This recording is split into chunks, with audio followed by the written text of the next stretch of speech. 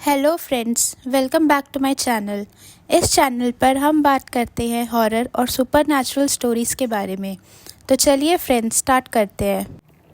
आजकल के रिश्ते बहुत ख़राब हो गए हैं। अब पहले ज़माने जैसी बात ही नहीं रही। अब भाई कुछ पैसे के लिए अपने खुद के भाई के सगे नहीं हैं। आपको कैसा लगेगा जब आपको पता चले कि आपके खुद के भाई ने ही ज़मीन और कुछ पैसों के लिए आपके ऊपर काला जादू करवा रखा हो। यही हुआ आज की हमारी कहानी में। तो बिना देरी किए चलिए फ्रेंड्स, कहानी स्टार्ट करते हैं। ये कहानी है आकाश की, जिनको ये कहानी उनके दादाजी ने बताई थी। ये किस्सा दादाजी के ही अपने दोस्त के साथ हुआ था। दादाजी के एक दोस्त थे जिनका नाम था अमरनाथ। अमरनाथ अपने घर के सबसे छोटे बेटे थे और उनकी एक बहन और एक बड़ा भाई था। बहन का नाम सुरेखा और बड़े भाई का नाम कमलेश था। उनकी बहन सुरेखा की शादी थी अगले महीने, तो घर में ज़ोरों शोरों से तैयारियां चल रही थी। फिर एक दिन जब शादी की तैयारियां चल रही थी तो हल्दी का दिन आया। जब हल्दी की रस्म चल रही थी तो कमलेश और अमरनाथ अचानक दोनों भाइयों में थोड़ी बहस हो गई और बहस इतनी बढ़ गई कि दोनों हाथापाई तक आ गए थे। फिर सारे रिश्तेदारों ने उन दोनों को समझाया और फिर मामला शांत किया। फिर उनकी बहन सुरेखा की शादी हो जाती है और अब कमलेश जो बड़े भाई थे, उन्होंने ये बात छेड़ी अपने पापा के सामने कि अब समय आ गया है कि वो ज़मीन और अपने पैसे का बंटवारा सब भाइयों में इक्वली कर दे। उनके पापा सोचते हैं कि ठीक ही है, अब हिस्सा कर ही देते हैं। अमरनाथ के पापा उनके बड़े भाई कमलेश के साथ रहते थे। जब पैसों का हिस्सा होता है तो अमरनाथ को ऐसी ज़मीन मिलती है जिसकी वैल्यू थोड़ी ज़्यादा थी कमलेश की ज़मीन की वैल्यू से। इससे उनके बड़े भाई कमलेश बहुत नाराज़ होते हैं और उनके पापा से कहते हैं कि ये ज़मीन उनको दे दे, उनके नाम पर कर दे। जिससे उनके पापा बोलते हैं कि तू तो पहले से ही बहुत अच्छे पोस्ट में काम करता है और तूने तो अपने खुद का मकान भी बनवा रखा है, पर तेरा छोटा भाई अमरनाथ वो तो एक टीचर है और किराए के मकान में रहता है, तो इसीलिए उन्होंने ये ज़मीन उनके नाम पर की है। कमलेश फिर भी नहीं मानते और बहुत गुस्से में रहते हैं। फिर कुछ टाइम बीतता है और अमरनाथ और कमलेश के पापा की डेथ हो जाती है। इसके बाद दोनों भाइयों का बातचीत मानो पूरा ख़त्म ही हो जाता है। अमरनाथ अपनी फैमिली के साथ खुश थे और कमलेश अपनी फैमिली के साथ थे। पर क्या कमलेश खुश थे? नहीं, ये बात हमें आगे पता चलेगा।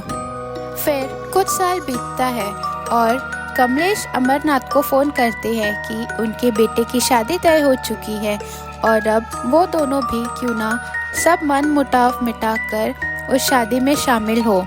अमरनाथ बहुत ही सीधे आदमी थे। वो ये बात सुनकर बहुत ही खुश होते हैं और बहुत ही खुश होते हैं कि कमलेश उनके बड़े भाई अब उनसे नाराज़ नहीं हैं। ये कहकर वो तुरंत शादी में जाने के लिए तैयार हो जाते हैं।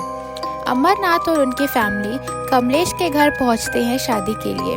वहां पर कमलेश उनका बहुत अच्छे से स्वागत करते हैं और ऐसे लग ही नहीं रहा था जैसे ये वही कमलेश हैं जो इतने सालों तक उनसे इतना नाराज़ थे। खैर, अंत भला तो सब भला, ये सोचकर अमरनाथ अपने भतीजे की शादी को बहुत ही एंजॉय करते हैं। एक दिन अमरनाथ की बेटी स्वाति हल्दी के लिए तैयार होने जाती है तो वो देखती है कि उन्होंने जो ड्रेस पहनने के लिए निकाला था वो गायब है।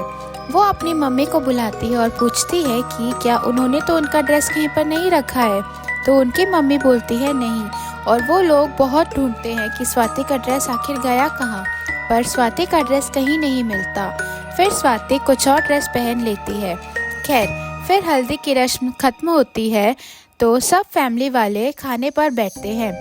फिर अचानक स्वाति की बड़ी मम्मी मतलब कमलेश की वाइफ आती है और स्वाति को कहती है कि सबको जाकर खीर परोस दे। स्वाति सबको खीर देती है।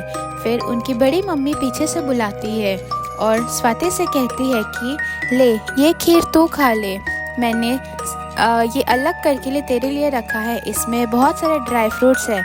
स्वाति ये सुनकर बहुत खुश होती है कि उनकी बड़ी मम्मी ने उनके लिए स्पेशल खीर रखा हुआ है। इसके बाद स्वाति वो खीर खा लेती है। फिर फाइनली सब कुछ रस्म ख़त्म होता है और शादी ख़त्म होती है और अमरनाथ और उनकी फैमिली शादी से वापस आ जाते हैं अपने घर। वापस आने के कुछ दिनों बाद ही स्वाति की तबीयत अचानक ख़राब हो जाती है। उसको बहुत तेज़ फीवर होता है तो उनकी मम्मी उनको दवाई देकर सुला देती है। फिर अगले दिन स्वाति का फीवर 102 तक पहुंच गया था तो अमरनाथ स्वाति को डॉक्टर के पास ले जाते हैं तो डॉक्टर उनको वायरल फीवर कहकर दवाई देकर भेज देते हैं। घर आने के बाद स्वाति का तबीयत थोड़ा ठीक होता है तो कमलेश और उनकी वाइफ अचानक उनके घर पर आते हैं स्वाति को देखने। कमलेश की वाइफ स्वाति को पूजा का प्रसाद कहकर एक लड्डू खाने के लिए देती है और कहती है कि इस तेल से मैं तेरी मालिश कर दूँ, तुझे अच्छा लगेगा। स्वाति को जब उनकी बड़ी मम्मी तेल लगाती है तो उनको उस तेल से बहुत ही ख़राब स्मेल आता है, पर स्वाति ज़्यादा ध्यान नहीं देती और सो जाती है। फिर कमलेश और उनकी वाइफ जाते जाते स्वाति की मम्मी को वो लड्डू और तेल देकर जाते हैं और कहते हैं कि उसको रोज़ लड्डू खिला दे और उस तेल से मसाज करे, इससे स्वाति जल्दी ही ठीक हो जाएगी। फिर स्वाति की मम्मी उनकी बड़ी मम्मी के कहने पर रेगुलर उनकी उसी तेल से मालिश किया करती थी, पर स्वाति की तबीयत में कुछ ज़्यादा फ़र्क नहीं पड़ा, बल्कि दिन ब दिन स्वाति का तबीयत और बिगड़ने लगा।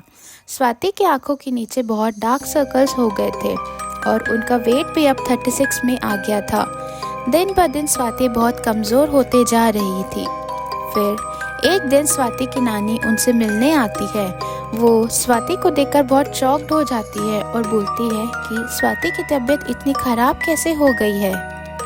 स्वाति की नानी स्वाति की मम्मी को बहुत फोर्स करती है कि इतना सब कुछ तो कर लिया, एक बार क्यों ना एक अच्छे पंडित जी को दिखा दे स्वाति को।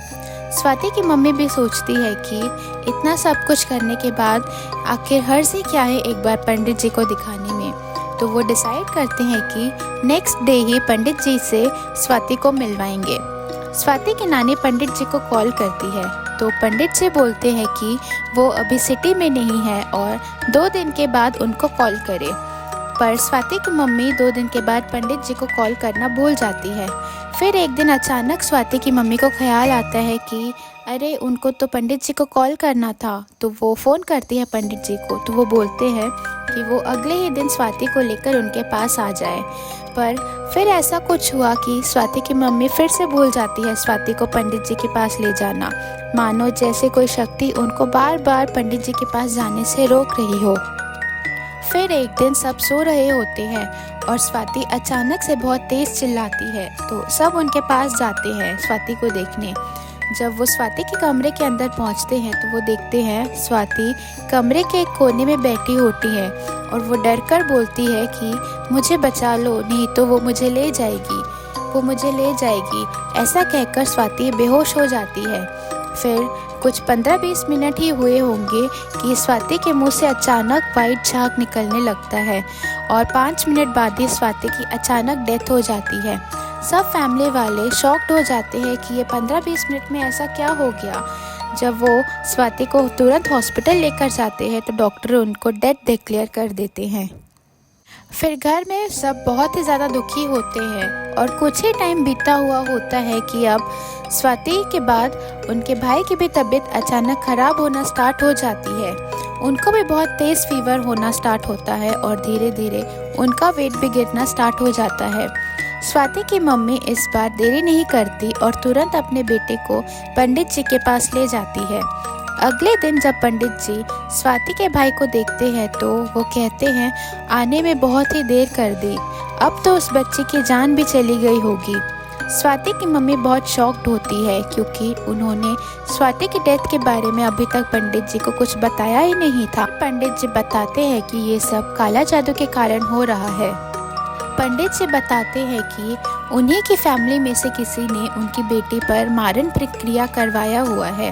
जब स्वाति की मम्मी बहुत पूछती है तो पंडित जी बताते हैं कि ये सब अमरनाथ के बड़े भाई कमलेश ने करवाया है। अमरनाथ के भाई कमलेश अमरनाथ से बहुत नाराज़ थे उस ज़मीन के चलते, इसलिए उन्होंने अमरनाथ और उनकी फैमिली को जानबूझकर शादी में बुलाया और वहाँ पर स्वाति का ड्रेस गायब किया। फिर स्वाति को वो खीर भी खिलाई और जब स्वाति बीमार चल रही थी तो कमलेश और उनकी वाइफ स्वाति से जब मिलने आए थे तो वहाँ भी स्वाति को लड्डू खिलाया और एक तेल दिया था जिससे वो रोज़ कहती थी कि उससे मालिश करे। उस तेल में भी उन लोगों ने कुछ कुछ मिला रखा था। खैर, फिर पंडित जी कहते हैं कि बच्चे को तो हम नहीं बचा पाए पर वो उनके भाई को बचाने की पूरी कोशिश करेंगे और वो 5 दिन तक कड़ी पूजा करते हैं और आखिरकार वो स्वाति के भाई को बचा ही लेते हैं।